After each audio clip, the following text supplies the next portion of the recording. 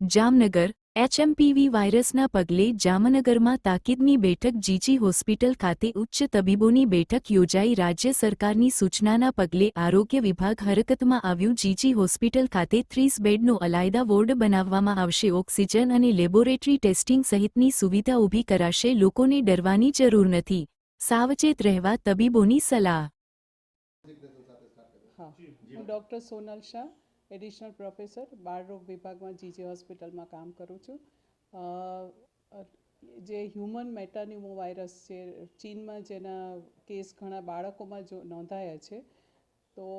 એ આમ તો સામાન્ય રીતે જે ચેટર્જી સાહેબે કીધું એ પ્રમાણે નોર્મલ રીતે થતો વાયરસ જ છે પણ બાળકોમાં સામાન્ય રીતે જે 1 વર્ષથી નાના બાળકો છે એમાં ગંભીર પ્રકારના લક્ષણો જોઈ શકાય છે અથવા જો બાળકને કોઈ હૃદયની બીમારી હોય ઓછા વજનવાળું બાળક હોય અધૂરા મહિને જન્મેલું બાળક હોય અથવા એની રોગપ્રતિકારક શક્તિ ઓછી હોય જેને ઇમ્યુનોડેફિશિયન્સી કે આવી કોઈ પણ કન્ડિશન હોય તો એવા બાળકોમાં શરદી ઉધરસ કરતાં વિશેષ ન્યુમોનિયા અથવા એનાથી પણ વધારે ગંભીર લક્ષણો જોઈ શકાય છે એવા બાળકોને આપણે આગળ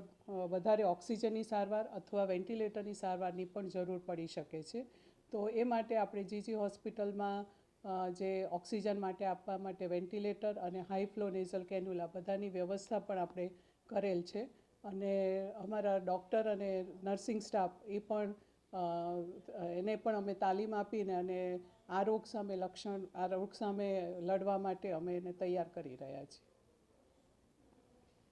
આ એચએમપીવી જે છે એટલે હ્યુમન મેટાન્યુમો વાયરસ એ એકચ્યુઅલી રેસ્પિરેટરી ઇન્ફેક્શન જે છે એનું બહુ કોમન વાયરસ છે હકીકતમાં વાયરસ નવો નથી પણ અત્યારે ચીનમાં વધારે કેસ જોવા મળે છે અને આપણા દેશમાં પણ 2 કેસ આવ્યા છે આ વાયરસનું ઇન્ફેક્શન મોટાભાગના નાના બાળકોમાં એટલે 5 વર્ષથી નીચેના બાળકોમાં વધારે જોવા મળે છે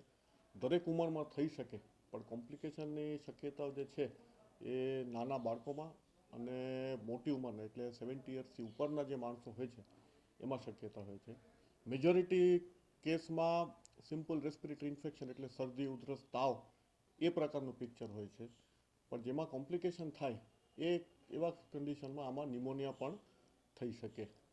આ વાયરસ માટે સ્પેસિફિક કોઈ એન્ટીવાયરલ દવા જે છે ઉપલબ્ધ નથી પણ ન્યુમોનિયા થાય એટલે દર્દીને ઓક્સિજન અથવા બાયપેપ અથવા વધારે આઈસીયુ કેરની જરૂર પડે પણ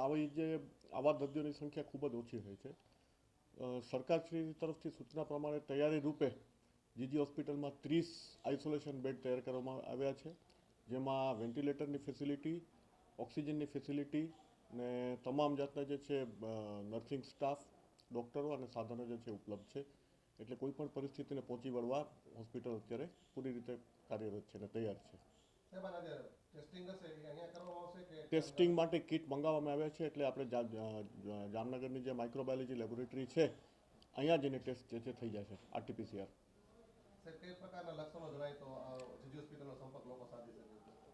આ વાયરલ ઇન્ફેક્શન જે છે ટિપિકલ શરદી ઉધરસ ને તાવ એ ટાઈપના લક્ષણો હોય છે મોટાભાગના કેસ જે છે માઇલ્ડ હોય છે એટલે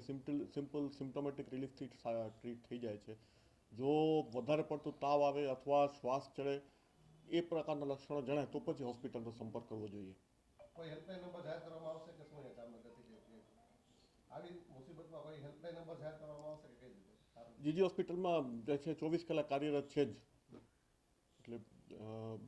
કોઈને પણ તકલીફ થાય એટલે સંપર્ક કરી શકે